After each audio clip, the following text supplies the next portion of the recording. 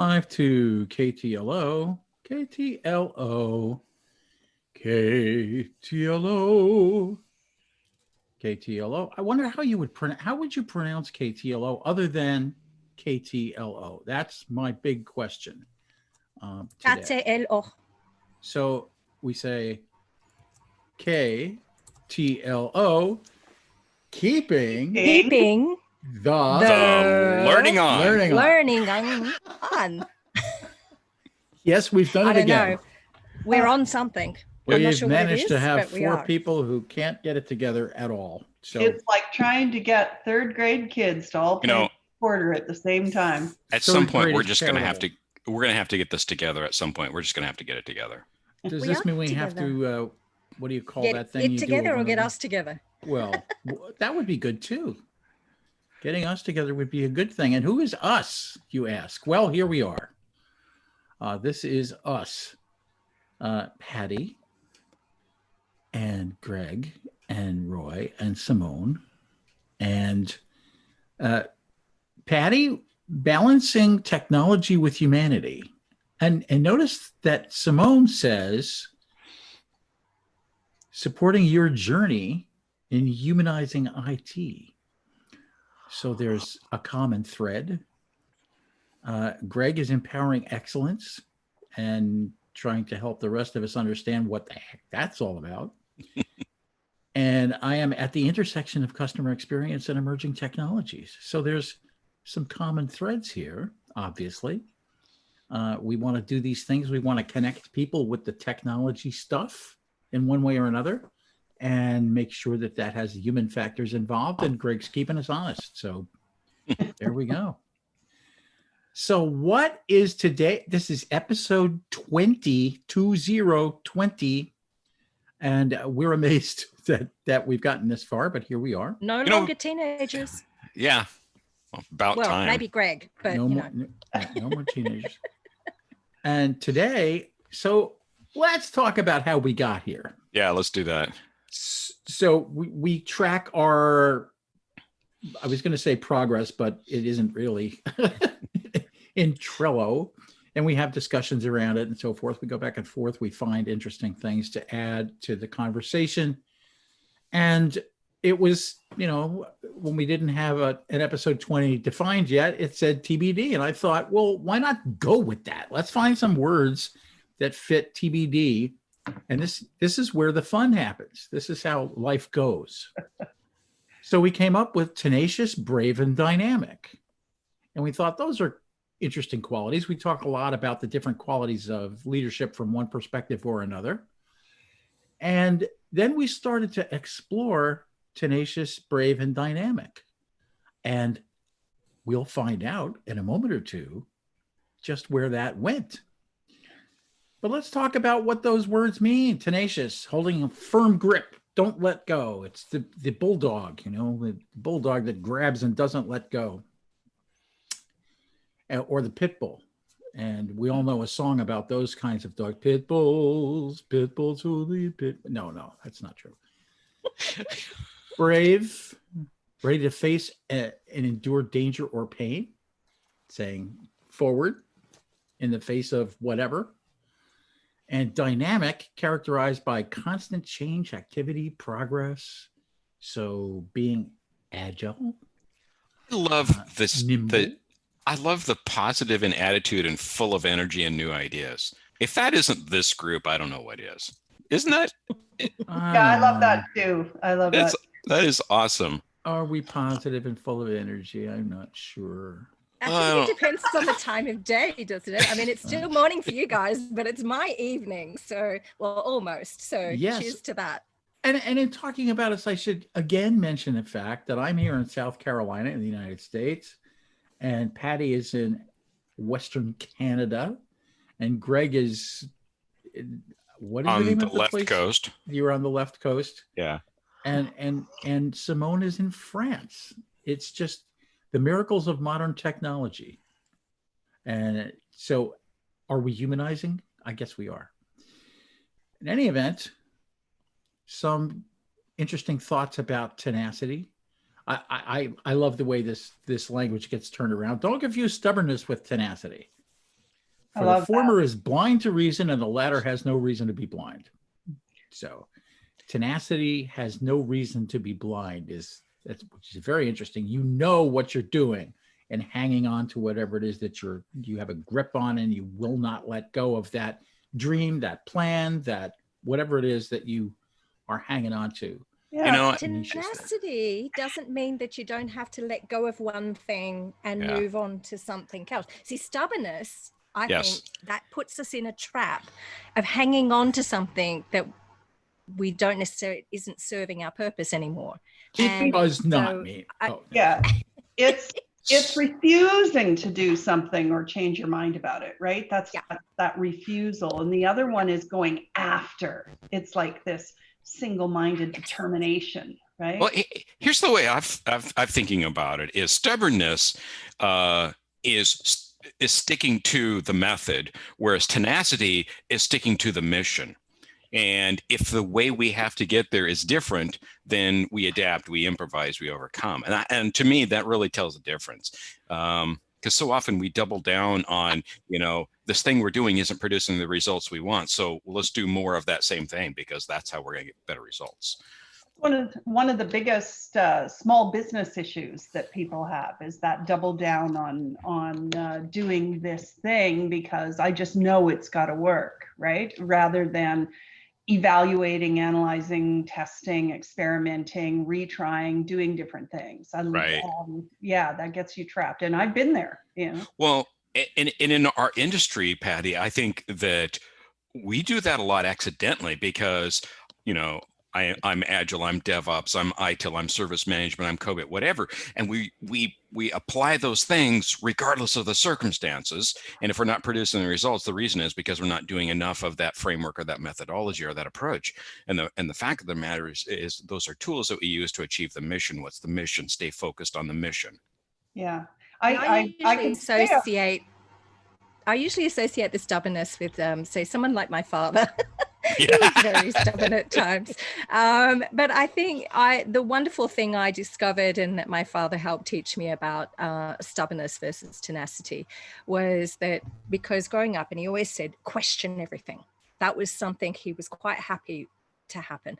Mind you, when I used to do that occasionally, it was like, do as I say, not as I do, but still question everything. And so one of the days I actually threw that back at him when we were having this big rip-roaring argument over something or other, probably about me wanting to go out and stay out past midnight. You argue with someone? But when I think we were having a deep and meaningful about something, and he was just his point of view, he was just refusing to see a different perspective on it. And I said, that's just being plain old stubborn. Whereas the tenacity side of it for me is you're still hanging on to what you believe in and where you're headed and what your idea is, but you're willing to shift your perspective in order to, go outwards on that and see it in a different light and perhaps change direction. So here's a... Oh, go ahead. Go, Patti. No, I was just going to say, as a young girl, I have a brother who is very athletic and he's a climber. And one time he said, hey, let's go for a hike. And it wasn't a hike. It was much, much more than a hike. I would honestly admit, completely not in the kind of shape he was in. But we got up the hill and we got to past the tree line, and then we got into the scramble, and then we got past the scramble and we're getting close to the snow. And my legs were like rubber. And I finally just said, I can't do this. And I sat down, and he came over and he leaned over and said, well, it's going to be a long day for you then, because we're going down a different way than we came up, and you're just going to have to stick with me. And sometimes tenacity is not necessarily the determination you have because you have to do it and you want to do it. Sometimes it's the determination you have just to prove to someone else that you can show them something. I mean, I got up on those rubbery little legs and I said, fine, I'll show you, march my way up with him and driven by reverse psychology, huh? Yeah, driven by the desire not to or driven by anger even maybe, but driven to say, okay, fine, I will do this thing. But then getting to the top and making a snowman in the middle of the summer, which was really fantastic. Sometimes I don't think it's not always anger either, and I think we have to be very careful about what drives us to do that. I think it can be a fine line we have to be careful of here, because sometimes we'll do it out of the fact that we don't want to disappoint someone, when really what we should be looking at is not wanting to disappoint ourselves. Is it just me or Simone breaking up? Simone's breaking up. Your audio is breaking up a little bit, so I'm not sure why. Maybe it's your signal. In your lovely backyard in France. Fine. Be that way. So I think what I heard you say, Simone, your mic was cutting in and out, but I think what I heard you say is that it's really, really important that we remember how we can get a little bit farther when we are doing it for ourselves instead of trying to show someone else. Yeah. Cool. So and we don't, and I think that's the worst person we can disappoint is ourselves. She says, I think the worst person you could disappoint is yourself. In other words, be more concerned about being true to yourself. Yeah. So let's go all the way back to the ancientness, which is Greece, and talk about Aristotle. This guy Aristotle, you might have heard of him. I don't know. Did his friends call him Ari? I always wanted to know. Moral excellence, and he always talked about moral stuff, this Aristotle guy. Moral excellence comes about as a result of habit. And this is an interesting take on it. I think you become just by doing just acts, temperate by doing temperate acts, and brave by doing brave acts. So the idea is that you act in a certain way until it becomes a habit. And next thing you know, that's one of your characteristics that becomes part of you and part of your character, to be just or brave or temperate or whatever it is. So it's fascinating to think that we have this legacy of the Greek philosophers, and of course it's European culture and very Eurocentric, but it's fascinating stuff to think about. And that was Aristotle's take on how you develop character, is by doing things one way over and over again.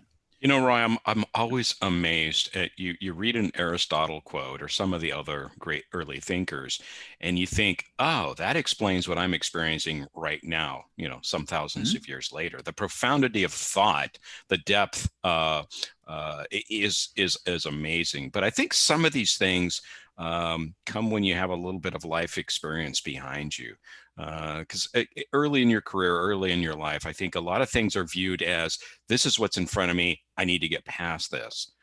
But as you, not unlike what we did with our, previous 19 episodes, we looked back over and said, what is the thread that runs through this? And that's where we came up with the TB and the D, is that those are the threads that we think underpin this. And in our lives, I think we often see things that underpin our patterns that emerge and develop. And so the idea of having a pattern of bravery or tenacity or of excellence or those things that we might aspire to be is simply because you did it time and time again over the long haul.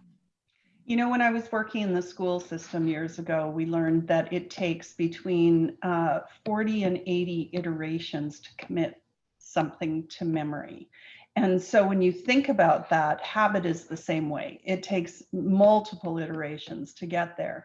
And we like to approach something, we jump into something, and after a week or two, we're like, this isn't working. But we don't realize that in order to commit it to habit, to be able to become that person who's tenacious or brave or dynamic, it's through practice and action. Sure, our values, beliefs, and behaviors and stuff lead into that, but it's through action that we actually can change ourselves and change the things we're doing with others. And I being think part of that, go Simone. Sorry, Roy. I was going to say, and I think also part of that is our willingness to experience, not just take the action, but the willingness to have the experience. And I was just going to say, as the resident linguist, in reference to what Patti was talking about. Repetitio mater scholarum est is the Latin for repetition makes a scholar. In Spanish, we say la práctica es el maestro, which is practice makes the master. Practice makes perfect, we would say in English. It's it is through repetition that we really learn something. And as a musician, I certainly know that to practice something over and over and over again until it becomes second nature. You develop muscle memory, you do all those things and train yourself to react in a certain way. And I'm sure that's true with your military training, Simone, as well, that Yes. you respond immediately without thought in a particular way. And that's part of the development of character as well. So what else do we have here? Go ahead, Patti. Oh no, I was just like thinking about something Greg said that stuck with me is the fact that all those years ago, Aristotle said something that is actually relevant to me today. And I think that we need to remember that repetition and the human experience transcend any kind of time that we are in. There is a transcendence of the human experience, how we experience things. Maturity is a piece of that. Experiences that layer on top of one another, though that's a piece of that as well. That humanity itself, the human experience is nothing's really new. It's just the environment around us that is slightly different to that same human experience that has been lived over and over and over by generations. And there's a biblical section on it too. Nothing new under the sun from Ecclesiastes, right? So, and at the same time, here's the fascinating stuff for me anyway. While that's true, it's also true what Heraclitus said, which is that you can't step in the same river twice. Right. There's at the same time there's constancy. There's also an incredible amount of change. And so we've talked about that, and that's part of dynamism, changing with time. So let's talk about this whole thing that we discovered. So we come up with tenacious, brave, and dynamic, and we discuss those terms as we just did a little bit with each other. And then we went back through the episodes, and Patti kind of cataloged how this worked, and I just threw it into a table here so we can actually see how evenly distributed this was, which is kind of amazing. And also that we tend not to repeat the same main focus, although we're talking about all of these things all the time. We tend not to repeat the same main focus. So we have episode 2, 5, 9, 11, 15, and 18, 3, 7, 8, 12, 14. It's amazing that we're each one of these concepts, tenacious, brave, and dynamic, comes up in these episodes, but yet we're not talking about the same thing 2 or 3 times in a row. We're talking about different aspects of this journey that we're on, and that journey is not. I mean, it's not scripted. We say this every week, but this isn't scripted. It's not intended to be a webinar. This is the stuff that we talk about when we talk to each other. A lot of the times. We also talk about other stuff like Neumann Uedis. But anyway, we discuss these concepts and say, what do you think about this? Or we'll show each other something. And speaking of showing something, Patti develops these great graphics to go along with the concepts that we're talking about. And she did it again this week. And we'll put that up on KTLOlearn.com. So you can go and get it, download it and look through it. It goes along with our storyline here today. So what do we want to talk about in terms of these various episodes that we've done and how, when we look back through it, we find these things popping up to the surface? It's pretty amazing. We talked about how do you articulate that there's these 3 threads that run through it. We talked about pillars, we talked about, underpinnings, legs of the stool, all of that sort of stuff. And I'm not sure the visual is as important as the concept is. If somebody is tenacious, more than they're brave and dynamic, I think you may struggle a little bit more. And so I think there's that balance that it's whatever the elements, and I'm sure there's more out there that underpin these. In fact, if we were really structured, we could probably break Tenacious down into 3, and we could sell it in 4 easy books and webinars, $59.99 each, which is entirely beside the point, right? But the idea is that we find these threads, and it's not like that's the answer to my problem, I need to be more tenacious, I'm going to be more tenacious, and it's not. It's the balance of these things, bringing them together. And I think one of the things that we've faced is like taming our dragons, or writing our new script. Those are some pretty challenging opportunities. I mean, people have been through a lot in the last 20 weeks or so, and everybody's on a journey that's a little bit different. And so the things that they face and the tools that they need to bring to bear on the challenges that they face are different. And so these are kind of some core level things of, Patti kind of set the stage early on. It is like, I don't know exactly where we're going, but I do know who I want to be when I get there.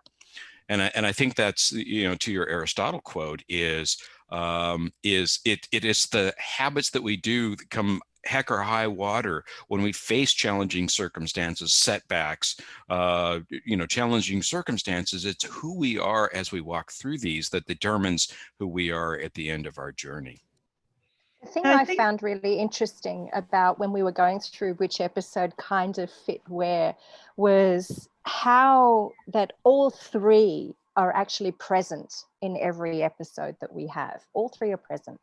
But it was more about, how we felt and what was rising within us as we were discussing the topics within the episode. And that's how we came to, our consensus of which episode fit in which 3. So I think it's really interesting that it's not just one particular, all 3 do fit in everything we've discussed, but just in varying levels. And I think that's a really important thing for people to understand, is that as you move through this journey to becoming who you are, that and who you want to be, is that you will flow in and out of the elements of these types of behaviors and the emotions that you'll feel. I like that. That's, if you look at it in a way like character attributes, I guess, if you said, who I want to be when I get there is this, and here are the attributes I'm going to need that will help me get there as a guidepost. So we talked about tenacity with eyes on the horizon, but I like what you said, Simone. I like that you acknowledge that all 3 exist in every episode, because eyes on the horizon says, hey, what are the attributes to become who I want to be when I get there? And what are the things I can focus on and approach? And we do that with coaching. We look at different areas of your life and what are the character traits or the attributes that you're looking at trying to achieve in the long term. And then you fit your life into that. How am I going to be that person when I'm at home? How am I going to be that person when I'm at work? And I think what was fun about this also was the surprise we all had that we could easily fit these into these categories, these elements of or attributes of a person's character. Yeah, once we identified the kind of the categories, it's like it took us a good 3 minutes to put all the episodes in. It was amazing. This is something that I've found to be true, and I find it to help me, as it's like I think everybody is just universally attracted to excellence. We talk about professional athletes or musicians or mountain climbers or you name it. That's the ones that get the attention, right? That's the ones we see on television. That's the songs that we hear on the radio. And we love when we hear stories of, people that are an awful lot like us in terms of their circumstances or their background, and they achieve great things simply because they refuse to quit. That's been on my website and one of my value propositions for quite some time. And it's something that I truly believe. And when I say I inspire excellence or empower excellence in folks, this is what I truly believe. Excellence isn't some achievement level. Excellence is you becoming better and better, and you're your only competition in doing that. You know, a quick story on that, Greg, because it seems to turn into an Aristotle episode, because Aristotle once said excellence is never an accident. And that, you know, it's always the result of our intention, our sincere effort, and our intelligent execution in that. And that it represents wise choice of many alternatives and not chance. It's our wise choices that determines our destiny. Now, interesting you say refuse to quit. So that's exactly what my father taught me. No matter how bad stuff got, you just never quit. And I'm not sure if that was a result of his stubbornness or whether it was tenacity, but this refusal to never quit. Now, not everyone knows this, but I've been a very long time smoker, but I'm coming up to 4 years because I've just chosen not to have one at this moment in time. Because I couldn't figure out, for all the different ways that I had tried quitting, my brain wasn't wired to quit. So that was a really huge moment when I realized, and it was one of those epiphany moments, where that's why I can't quit. All these quit campaigns and quit this and quit, I can't quit. I wasn't raised to quit. My experience were never about quitting. Being a soldier, you don't quit, no matter how bad stuff gets. So no matter how bad smoking was for me, I wasn't going to quit. I had to choose. And once I realized it was actually a choice, I just chose, I'm still a smoker. I just have been 4 years choosing not to have one right now. I love that. I love that. So 2 threads in that really hit home and line up with something that I experienced this week. I was on a conference session where Whitney Johnson said, "Embrace the constraint."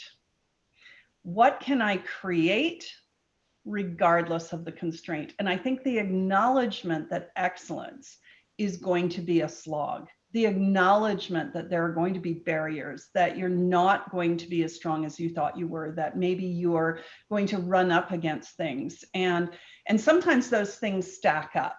So that's where that struck me, is that stack up of constraints that suddenly you get to a point you think there's too many. And I think the acknowledgement of excellence is that anything you try to achieve, like playing the piano, like the guitar, like climbing a mountain, are steps of embracing the constraint and creating a path forward regardless. Absolutely. And that's true in our, we've talked a little bit about frameworks and so forth, and all of us at least tangentially are involved in information technology. And you think about DevOps or agile methodologies that say, you're embracing the difficulty of it. And you're also well aware of the fact that sometimes you're going to fail. Sometimes your legs are going to get rubbery and it's going to be really hard to continue, right? Sometimes whatever it is that you want to have happen doesn't happen when you run that code. And so just being aware of the fact that you're going to have failures along the way, notice I emphasize the multiple nature of that, and saying, okay, I'm going to run here. I'm going to fall down, but at the same time, I know I'm going to fall down, and therefore I can get up again and do it again. So I think that's incredibly important for us to realize that failure is not the end. So many of you know that one of my areas of focus has been change management, not organizational change, but how we manage changes within an IT environment. And I'm going to try to cover this real quickly because the point is a little bit bigger than this. But what Roy just talked about is that failure is part of the process, and agile DevOps and continuous integration delivery, more flow-based methodologies, our thought processes, or even the Toyota production system, and the idea that we're all part of the flow. Is part of the idea is that if we try to eliminate failure, then we fail to learn. And that's an interesting concept, because we all know traditionally, go back 20 years, in change management was tasked with make sure nothing bad ever happens. Make sure failure is not an option. Failure is not an option. And there's a context in which that is true. Yeah, there you go. But there, Roy is showing a book. Say something, Roy, so the camera swings to you. Oh, yeah, right. So Failure is Not an Option by Gene Kranz. Gene. And I was just thinking that there's two sides to that. Think There of is. one side as being, we cannot fail in this particular time. This has to succeed, or these guys are going to die, right? Apollo 13, Exactly. that story. The other side of this is failure is not optional. It's going to happen. It's mandatory. I agree You have with to that. fail to continue. So And part of that theory, so see if I can do this justice. There's a field of study that's loosely known as anti-fragile. And if you put it in a nutshell, the idea is that trees swaying in the wind. This is a very high level summary, just bear in mind, I can speak to it in much greater detail, is that adversity that tree is facing is actually strengthening the fibers. Likewise, in highly complex systems, is when things happen that are failures, we learn how the system works. Like, oh, that's interesting. When this happened, we learned this. So if you refuse to allow failure or see failure as being problematic, then you're refusing to learn how your system actually operates, and it makes us weaker. It makes us more fragile. And that's a challenge that we face in our own lives, in our organizations, in our leadership. Patti, you were going to add? I was going to say, I want Patti's opinion on this little bit, because as you're talking about the tree and how it strengthens as it bends and sways, I'm also in mind as saying, when things are too rigid, it's one hell of a crack when they break. Absolutely. Patti, you're on mute. I'm back. I think that you pinned on something though, and that's the learning, right? It is the learning that creates the strength in those fibers. You know, having a systematic lessons learned in every sense of the word. It's not a true experiment if we haven't learned from it. And no matter how much you want to try and do an agile program or a DevOps program or any other program, including organizational change management programs, you have to be willing as an organization to accept the experiment, but it is never an experiment without the lessons learned, right? I also want to touch on, oh, go ahead, what? No, I was just going to say, Patti, is like, if we apply that to ourselves, and I don't want to take you off track, but if we refuse to experiment in our own lives, try something, and maybe bad will happen. If we refuse to do that, we've cut ourselves off of one source. But when bad things happen, when we produce results in our own life that we don't like, and we refuse to own it up and analyze it and say what happened there, then we've cut ourselves off. Now, how many people do we know that really struggle with, I don't want to look bad, I don't want to look like a fool, I don't want to make a mistake, what, you know, blah blah, what if bad things happen, et cetera, and you've cut yourself off of a tremendous opportunity to grow. I agree. I think there's a lot of people, including ourselves, who experience that too, each and every one of us. I mean, that's part of the human experience and learning how to be resilient. I love the quote from The Best Exotic Marigold Hotel. And it's been a quote that's always been in the back of my mind that touches on what Roy said, failure is not the end. Everything will be all right in the end. So if it's not all right, it's not the end. Perfect. Roy, what? Patti, I was just going to say that the concept that Greg brought up about the sway of the trees is right in your bailiwick, isn't it? I mean, you have really developed the concept of sway, and in terms of change and growth and all of those things organizationally, right? Yeah, our future forward approach that we take with the company, it has 3 stages, and the sway is the middle stage. So sway meaning like the tree, Greg. It's like the tree, but it starts with really looking at stabilization, because you can't move to any kind of change until you've stabilized where you are. What has to stay the same? What do we have to stabilize? How do we work through that? Sway is about learning how to make a different change in your transformation. And we work with our clients in sway, meaning don't throw the baby out with the bathwater. We're not doing, I don't care much for the word pivot, because it indicates we're going to completely shift everything. And that's not necessarily true. No organization is capable of that. There are some specific things that need to stay stabilized. But the experimentation through sway is what gets us to be able to accept and adopt the environmental changes around us. And then we move from sway into growth, right? So it's stabilize, sway, and then grow. And you cannot grow without the learnings that you have captured from the sway piece.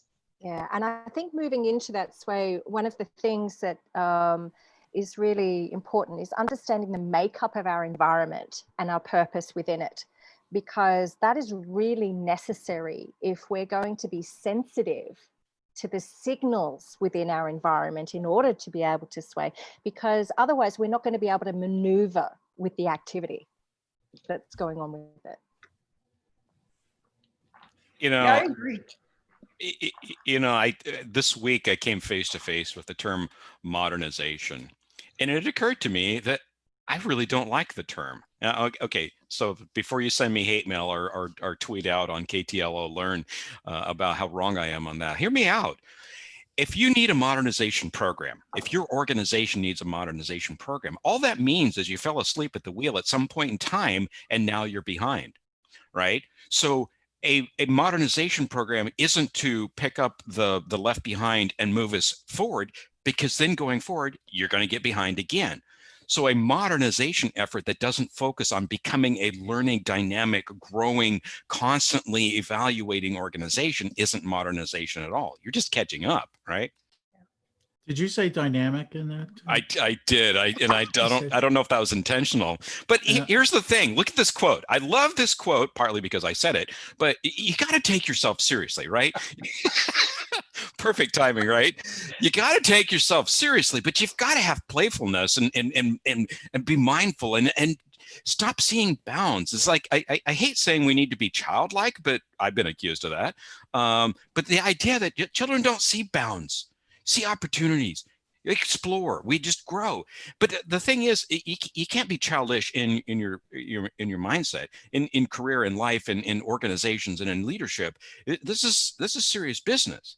But you don't have to take everything so seriously, right? And it's like there's a sense of playfulness when failure isn't an option, meaning if you fail within our organization, you're out, you get fired, you get punished, you get whatever, or ridiculed within the culture. You don't have a learning organization. You have a static, rigid organization where nobody does anything for fear that something bad happens. Mm-hmm. And you bring in, like, this is what I love when I hear Gene Kim talk.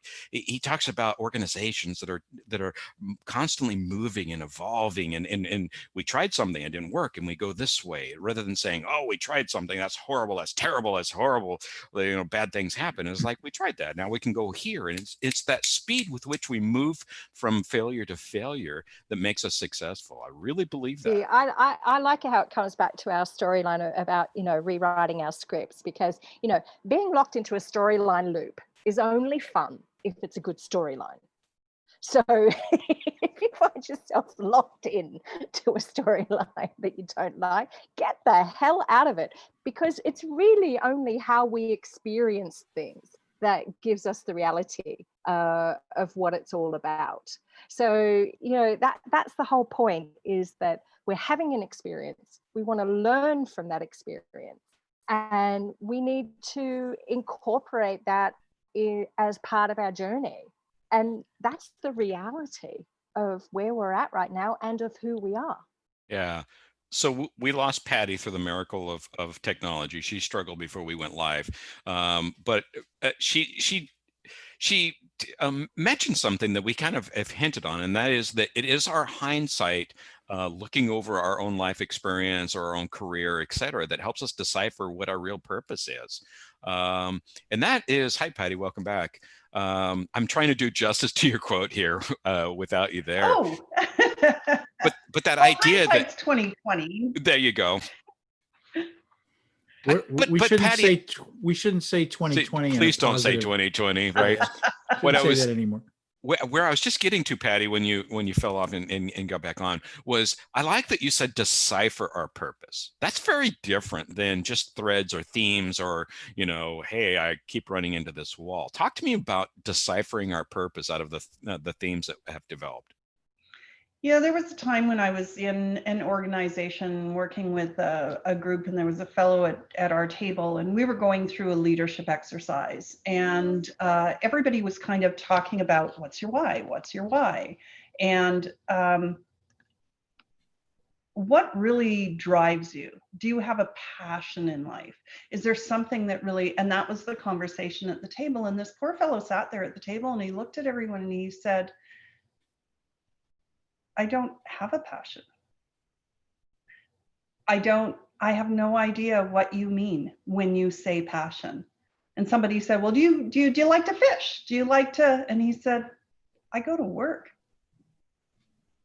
And that was a big light bulb for me, that sometimes some of us walk into the world and we have this, I love this and I want to do this, and we have this creative side to us, and we're capable of really deciphering our purpose, and we build that through experience. But not everyone has that instant, I want to be a musician, I want to be a doctor, for some of us it's a journey, right? About how can I utilize who I am in this? And I think it's a personal effort that we make. So I honestly believe if we don't make a defined effort to really look at the themes in our lives and the things that we are skilled at, the things that charge us, that inspire us, that make us move forward, we don't know how to apply our talents to a purpose, Patti, I wrote about that over on my alter ego, irreverentfuturist.com, where I talked about the idea that excellence is a process. I want to be an astronaut. Well, for most of us, statistically, most of us, we will sooner or later recognize that we lack the requisite skills or traits or attributes or whatnot to be an astronaut. There are certain things, this whole idea, you can be anything you want. Oh, that's not true. There are some things that some people will not be for reasons that are outside of their control. However, the desire to be an astronaut probably has underneath it some underlying motivating factors that might turn into becoming an engineer or a high school teacher or a parent that inspires people to be exploring and have a sense of awe in the universe that we live in. So, the idea of, fulfilling what your purpose is, what your mission, or what really, really drives you goes well beyond your activities or what you do either as a career or your hobbies. Yeah, I think that is so true. I think I mentioned one of the other episodes, we do a little exercise about not what you want it to be, like a doctor, a fireman, this, that, the other. And we discovered some amazing things in the groups that we work with on this. And because the question, when you're a child, what do you want to be when you grow up? Why do I even have to grow up? Seriously. But back to Greg's playfulness. And what I want to be when I grow up is a child. That's what I want to be when I grow up. Well, I talked about that an episode or two back when we were talking a little bit about art, and I brought Picasso's thought up that, it's taken me 60 years to learn how to paint like a 5-year-old. Exactly. But the thing is our backstories are not always known. When we're in our teams or in our organizations, our backstories, whatever they happen to be, they're not known. So we really need to interact with each other with a modicum of compassion, because, whether I turned up as a service desk analyst or I became a marine biologist or whatever it was that I do is not who I am. That's exactly what I'm talking about. And so this is a really, I think, of, if anything else, that's what I would love to see happen for people, is it is about who you are becoming, not what you are. And I think when we face adversity, our relationship with what you just said, what we do is not who we are, really determines how badly a setback is going to affect us. If I can't become or have success in this thing that I've decided I'm going to do, I'm going to be a rocket scientist or whatever, then I have no value, and my own self-worth has diminished, and it's useless, and why even bother? It as opposed to, well, that didn't work in me being who I want to be when I get there, and so I'm going to try another way. I'm going to pivot. I'm going to Patti doesn't like pivot, but I'm going to move in other directions to achieve what I want to achieve. You know, there's a word that comes to mind when you're talking about that, and that's shame. There is this thing that is part of our makeup as human beings that some of us focus a little bit harder on the extrinsic value of how we're seen, as opposed to the intrinsic value to how we experience. And when we focus on how the world might see us, shame gets in the way. Oh, they're going to see me as a failure. Oh, I said I was going to do this thing and now I can't do it. How am I going to look? How am I going to appear? Look, I thought I was going to be successful, but now I don't appear to be successful at all. You know, and shame is big. Like it hits a lot of us at any given time. That's part of those expectations we were talking about earlier on. Who is it you're disappointing? You know, when you feel this way, when you feel that you haven't been tenacious enough or brave enough or dynamic enough or haven't had enough courage or whatever those things are that you're feeling, or that sense of failure from disappointing, who is it that you're disappointing? I think that's a really important question to ask.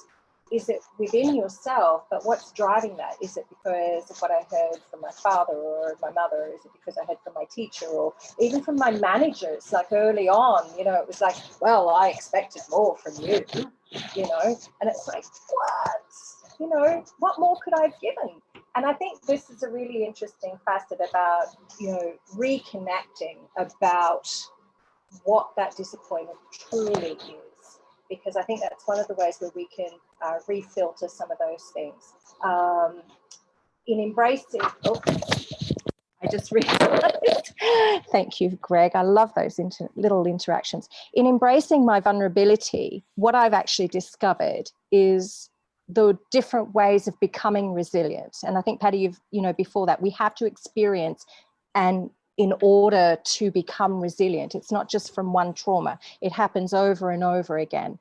And the more I embrace that vulnerability, the more I discover those different ways to be resilient. And therefore, the more ways I discover and how to adapt more quickly in volatile environments.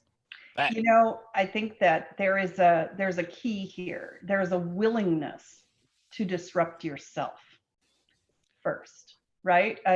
We talk a lot about disruption and innovation We talk a lot about it in IT. We talk a lot about it in organizations, but systems don't change, people do. So we have to have the willingness to take a look at how do we disrupt ourselves? What are the questions we're willing to ask to get us to a point where those attributes of who we wish to be or who we're going to be when we get there, if we're not willing to ask the hard questions, you have to recognize that none of us get anywhere until we're willing to take that scary leap. And you know, when I love what Whitney Johnson said in her session this week. She said there is a point where you're in mastery and you start to get bored, or you start to get frustrated or annoyed, or the environment around you isn't serving that mastery. And that is when you know it is time to disrupt yourself and take a leap and jump into a new learning. And that new learning is going to be a slog until you hit that sweet spot where you start to see it work for you toward mastery. But we do that over and over and over again in our lives. And the idea of the tenacious, brave, and dynamic, this understanding of this, and that's why I built that card this week. So if you go to the website and you want to download that card, it has a few questions you can ask yourself, because unless you're willing to challenge the status quo of who you are, unless you're willing to disrupt yourself, things won't change. Did you say the word question? You did say the word question. You know, Is it time for questions? Yeah, go ahead. No, say something, Greg. What were you going to say? What were you going to say? Well, I was just thinking that one of the things that I really admire in people is you watch the relationship with looking bad or doing something wrong, making a mistake, and successful people seem to be very at ease with making mistakes or looking bad or wrong, and that puts you, somebody who's observing that, at ease. I'm okay with you making a mistake because you're okay with you making a mistake. Mm-hmm. Now, if you turn the spotlight on yourself and say, I made a mistake, oh my gosh, it's terrible, it's the end of the world, that makes you uncomfortable with the fact that I made a mistake. In other words, our relationship with it, our willingness to be playful and childlike, and we just keep moving forward is a very big part of our success. It's not because those people are immune to those feelings. They've developed. Go ahead, Patti. So that quote of yours really is how we started, isn't it? Like this, we had some serious conversations to begin with about things we were experiencing, the four of us, and we got together into this chat we would have. And the whole reason it went public is because we thought, you know what, maybe other people are having these serious conversations too that turn out to be fun and playful and joyful. And when we share that with the people around us, when we are able to bounce things off of each other, we get a whole new insight into who we are. Yeah. That's when the shame goes away. That's when we're accepted and we recognize that we're not traveling this journey alone. It's not our own adventure. It is the human experience adventure. And many of us feel the same things, right? And I love that we got into these conversations, which might have been a little bit more playful and silly because there are parts when the cameras are off, sane humor when the cameras are off, or we may not want to send the little pokes at each other into the public domain. I think we should publish a blooper reel. That's what I think. Oh dear. So here we are at episode 20, and we said, well, okay, let's put a little stake in the ground and say, here's where we are now. And there are some things that came up today about hindsight, and I think the upshot of that is to put this in terms that I might be familiar with. We look at our lives through a series of lagging indicators, right? We have hindsight. That's how we discover stuff. But we're also looking forward. And I think of the Roman deity Janus, from which we get January. And it's two heads, one looking forward, one looking backward. And that's kind of how we see our lives, right? We look back and see where we've come from and look ahead to where we're going. And so we're not sure what the next episode is going to be yet. We haven't talked about it. And we're not sure how we're going to say this is a stake in the ground. Are we going to season 2, TV parlance? We're not sure exactly how we're going to keep going, because we would keep going even in light of the fact that we wouldn't be public, of course. But just in reference to the last part of the conversation, I would say that part of the reason that you get tolerant of mistakes is because you see other people make them. As Greg was saying, you get comfortable with it when somebody successful has a blooper. And so we are now in a period of time where this is how people connect. They connect through video meetings. You hear the dog bark, you hear the train go by, you see the person, say, and grab their drink. you see the sound drop out, the camera goes off, whatever it happens to be, you get to see all those mistakes. And so we become more tolerant of those because of the medium that we're talking through. The medium is the message, right? It's a natural part of our life right now. Marshall McLuhan. Thank you, Marshall. So we'll be back next time. Thank you for joining us. But hang on, just before you go, I still want to know something really important, because whether we're going to season 2 or not, I think it's pretty amazing. Here we are, 20 episodes after 2 years of, you know, with each other or more. And I think you said something that's great. An advantage of being a push me, pull you is that the ability to look backwards and forwards, yet sit in the present moment.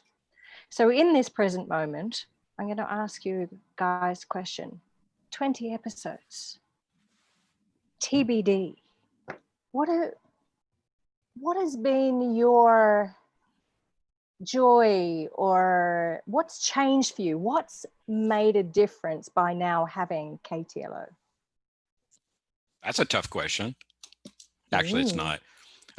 I'll go first. I'm incredibly more comfortable now than I was when we started at living out loud, being transparent. Right now, everybody on the planet could watch what I'm saying right now, and I'm okay with that.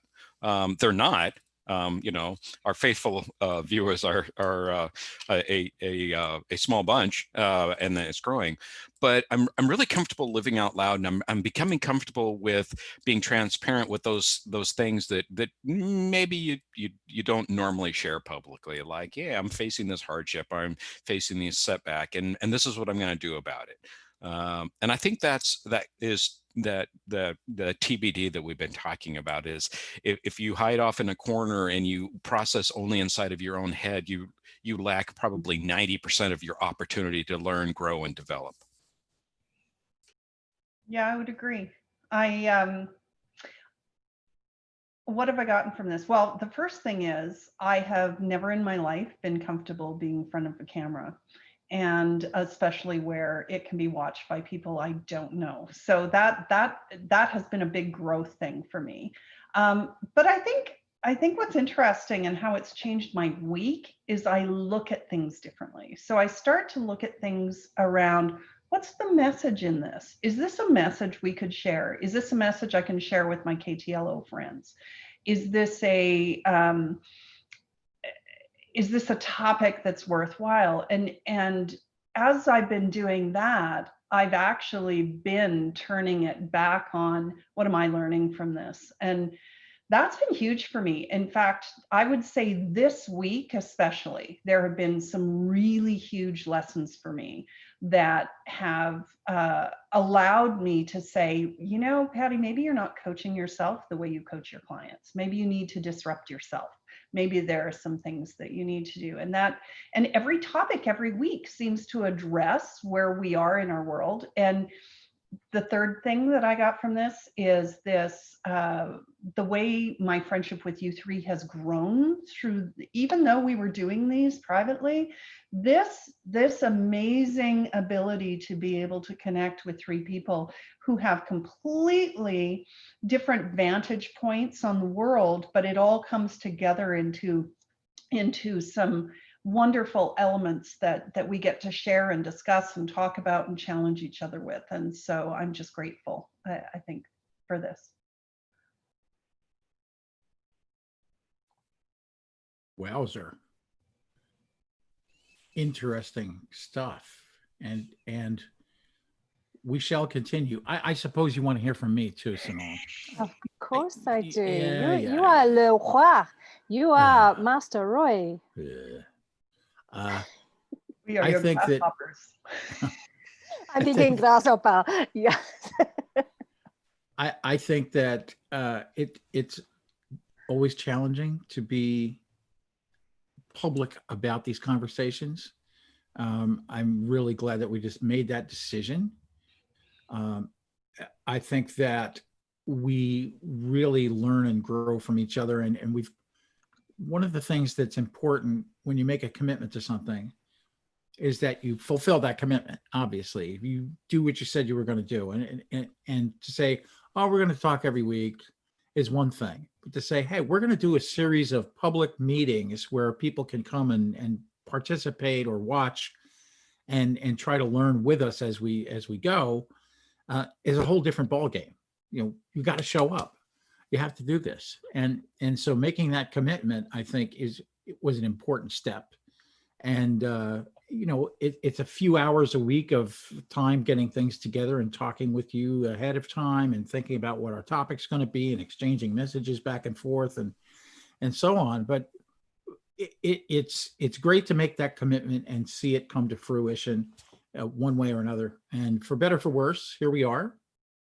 And 20 episodes later, guess what? I might have grown up a little bit. I'm not sure about that. But yeah. But you know what we can't. I think. Go ahead. I was going to say, I think for me, the key things over the last 20 weeks, just not 20 episodes. Just think about this in a 20 weeks, and then add the hours on. Is that we've often had similar thought patterns, or there's been an idea, but we all express them quite differently. And that really does have to do with the fact that we've had differing experiences and that we've lived in different contexts. And as a result of that, no matter how stubborn we may have been in some facets, that we've actually been brave enough to jump into being dynamic with our perspectives. She got all the words. She did. That was awesome. She grabbed every one of them. You know what? Just occurred to me that with KTLO Learn, we don't know where we're going, but I think the four of us know who we want to be when we get there. Oh. Well, with that, I think we should adjourn today's live stream, and thanks to whoever joined. And what comes next, we'll find out. KTLO, keeping the learning on.